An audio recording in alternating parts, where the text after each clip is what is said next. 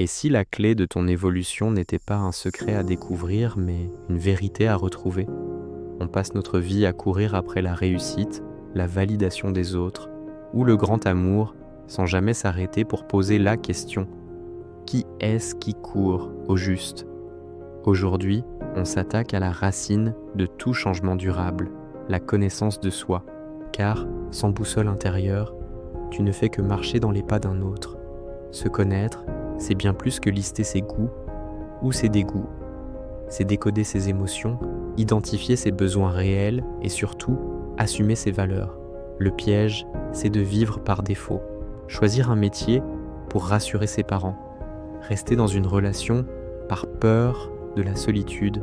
Suivre une trajectoire tracée par la société. Le résultat est toujours le même. Un réveil brutal avec ce sentiment de vide intérieur, cette impression d'être l'acteur secondaire de sa propre vie.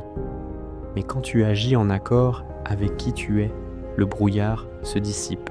Tes décisions deviennent évidentes, tes actions s'alignent et ta vie retrouve enfin son poids et son sens. Alors, par où on commence? Voici 3 piliers pour te reconnecter à toi-même. Premièrement, identifie tes incontournables. Note tes 5 valeurs piliers comme la liberté, la créativité, la justice ou la sécurité. Maintenant, regarde ton emploi du temps de la semaine dernière. Est-ce que tes actions honorent ces valeurs? Si tu chéris la liberté, mais que tu t'enfermes dans des contraintes inutiles, le conflit interne est inévitable. Deuxièmement, exploite tes zones de génie. Ce sont ces activités qui te redonnent de l'énergie au lieu de t'en pomper. Pense à ce manager qui inspire naturellement au lieu de juste diriger, ou à cet artiste qui crée sans jamais se comparer. Quand tu joues sur tes forces, tu ne forces plus ta vie, tu flues avec elle. Enfin, 3e pilier, embrasse ton ombre.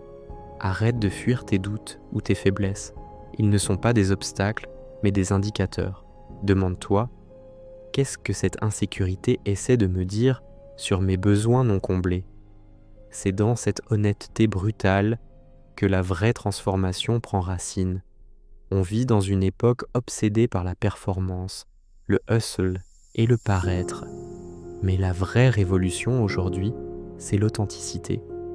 Dans un monde de copies conformes, celui qui ose être lui-même devient une rareté. Et sur le marché de la vie, la rareté crée la valeur. Avant de chercher à devenir quelqu'un, apprends d'abord à être toi. C'est là que commence ta véritable liberté. Si ce message résonne en toi, rejoins la communauté en t'abonnant pour ne rien manquer de nos explorations hebdomadaires sur la croissance et le sens. Dites-moi en commentaire ce que vous avez pensé de cette étape et on se retrouve très bientôt pour continuer d'évoluer ensemble. Mais d'ici là, n'oublie pas, tout commence par une seule question. Qui es-tu vraiment ?